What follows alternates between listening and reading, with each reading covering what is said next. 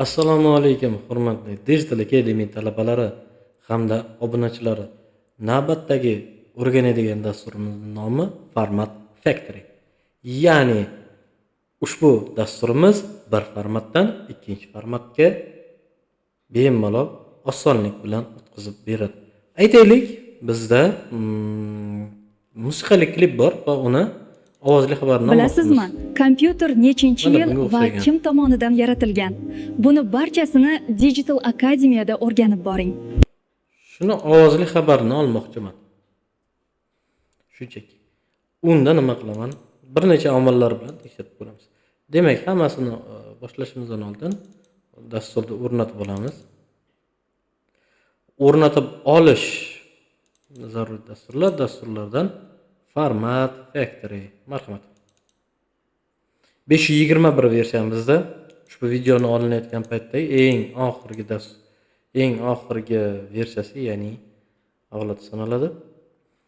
Dastur o'rnatishdan oldin biz obunachilarimiz, biz talabalarimiz biladi, xavfsizlik hamda internet tarmoqlarini o'chirib qo'ygan ma'qul. Juda ham ajoyib dastur. Format Factory ancha bizga yordam beradi.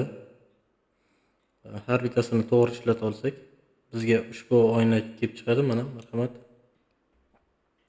Biz shunchaki bundan chiqib ketamiz va ishchi stolimizdan qidirishimizni hojati yo'q. Nimagaki ishchi stolimizga chiqmaydi. Format Factory deb poisk yozadigan bo'lsa, ya'ni qidiruv oynasiga bizga chiqadi. Format Factory.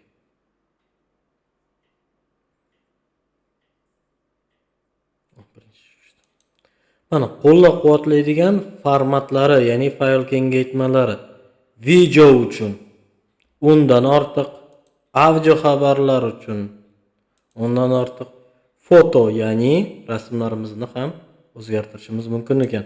Hujjatlar, DVD, CD'lar bilan mana DVD disk kimning esida bor, kommentariyada qoldiringlar. Kassetalik disklarimiz bo'lar. Ajoyib. O'shalarni diskka aylantirish. Mana shu yerda ko'rib chiqsak bo'ladi. Utility, ya'ni yordamchi oynalar kelib chiqadi. Xo'p, bizga audio xabar kerak, ya'ni audioga aylantirmoqchimiz. MP3 ga bosdik. Bu yerda qo'sh deydi, добавить fayl deymiz. Bizning faylimiz рабочий stolda mana turibdi, mana ushbu faylimiz. Va OK tugmasini bosishimizdan oldin ko'rib chiqishimiz mumkin. Nastur aka, buni almashtirib chiqishimiz mumkin. Qaysi formatga o'zgartirmoqchimiz yoki da bitrate'larni, format частоты va shunga o'xshagan ma'lumotlarni buni bemalol ko'rib chiqishimiz mumkin bo'ladi. Ko'rib chiqdik.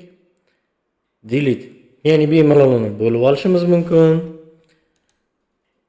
Mana necha sekundga bo'lib olishimiz mumkin. Настройки. Bilasizmi, kompyuter nechinchi yil va kim tomonidan Hattoki buni qisqa montaj qilib olishimiz mumkin. Demak, OK. Start tugmasini bosamiz. Oxirida sal yoqimsizroq.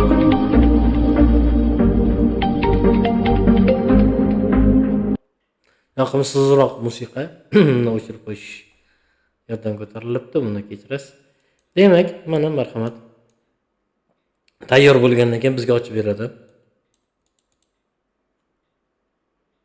Bilasizmi, kompyuter nechinchi yil va kim tomonidan yaratilgan? Buni barchasini Digital Akademiyada o'rganib boring. Xuddi shunday. Demak, mana ko'rdik, ya'ni klip variantimizni MP3 variantga ko'chirib o'tdik. Endi dokument variantini ko'rib chiqamiz. Sklet, ya'ni bir necha audio fayllar, PDF fayllarni bitta qilib olishimiz mumkin. Bundan oldingi darslarda ko'rib chiqdik. Nimani ko'rdik? Adobe Acrobat Pro'ni hamda ABF Finder Reader dasturlarini ko'rib chiqdik va ularning alternativi, ya'ni o'shanga yordamchi bo'lgan dasturlar. Jimать PDF faylni qisish bir necha fayllarni, rasmlarni yagona bitta PDF ga keltirish yoki PDF ni rasmga aylantirish. PDF ni mayli docx ga, ya'ni Word fayliga o'girishni ko'rib chiqaylik. Rабочий stoldagi mana qanday yaratilgan, открыть. Juda ham hajmi katta. Qani ko'rib chiqamiz. Ustiga bosdik va start mana. Ustiga bosganimizdan keyin start oynasi ochiladi. Start bosdik. Bunga vaqt olishi tayin, chunki ushbu dars kitobimiz kamida 97 varaqdan iborat. O'shaning uchun ma'lum bir vaqtni oladi bizdan. Jarayon tugadi. Voy, ochilmadi-ku degan savol bo'lishi mumkin. Bundan oldingi versiyamizda ochib ko'rildi. Endi ochilmadi-ku desak, qayerishga hojat yo'q. Papka назначениeni shunday bossak mana marhamat turibdi. Endi ochib ko'raylik. Qanday nechog'lik qilib chiqqanligi. Ha, biz kutgandek idealniy emas. Juda kamchiliklar bor, lekin hujjatda to'g'ri olingan. Hujjatdan juda ham to'g'ri olgan va mana nechta varaq bo'ladigan bo'lsa, imkon qadar qilingan. Endi FineReader'ga yoki-da Acrobat Pro'ga yoki Acrobatni o'ziga yetmasa-da ma'lum qulayliklarga, yengilliklari bilan, tushunish osonligi bilan ancha qulay bo'ladi dastur. Ya'ni bitta formatdan ikkinchi formatga o'tkazib berishni oson usuli. Endi buni onlayn ham usulini ham ko'rib chiqaylik. Format Factory'ni alternativ. Ya'ni hech qanaqa yozib o'tirishimiz kerak yo'q. Istalgan brauzerni ishga tushiramiz hamda yozamiz. PDF to Word. Marhamat. Hech qanaqa sira chiqqan. Birinchi xohlagan oynadan birinchisida kirishingiz mumkin bo'ladi. Deyarli hammasi bir xil onlayn servislar. Xo'p, faylni topdik, bosdik. Yana o'sha faylni topdik. Kompyuter qanday yaratilgan, marhamat, открыть. Ketyapti. Noskir, ya'ni bepul versiyasidan foydalanamiz. Vaqt. Marhamat. Hajmi juda katta. Va agar cheklovlar bo'lmasa, ko'chish mumkin. Shunday tepaga chiqarib qo'yaylik o'zimizni. Konvertingani boshlandi. Endi offline usuli ancha yengil, lekin bizda varaqlarimiz ko'pligini inobatga olgan holatda juda ham tez va yaxshi ishlayapti bu.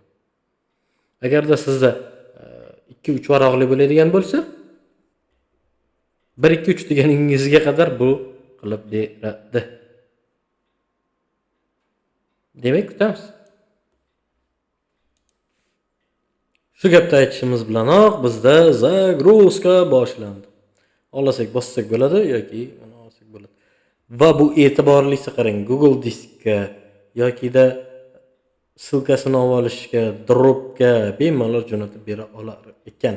Bular nima desangiz, bizni kuzatib boring. Navbatdagi videolarimizda buni tushuntirib o'tamiz. Demak, ochdik.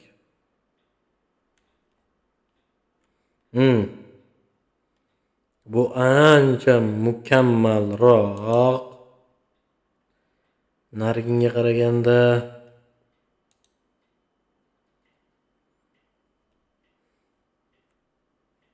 mana водяной znaklarimiz turibdi. Rasmlarimiz o'z joyida turibdi. Mana. Rasmlarimiz o'z joyida turibdi. Ba'zi bir xatolar bor, lekin kechirimli. Endi bunday hajmni va bunday qisqa davrda qilib berishligi ham katta narsa. Demak, chiqib ketamiz. Navbatdagi darsimiz ham tugadi.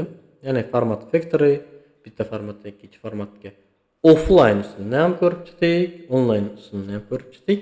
Bundan keyingi darslarimizda qaysi dasturlarda o'rganmoqchisiz yoki ushbu dasturimizda qayeri tushunarsiz bo'ldi savollaringni bevosita mentorlarimizga, kommentariyalarga o'zga qulay usulda yetkazib berishingiz mumkin bo'ladi va biz imkon qadar ushbu savollaringizga javob berishlikka harakat qilamiz.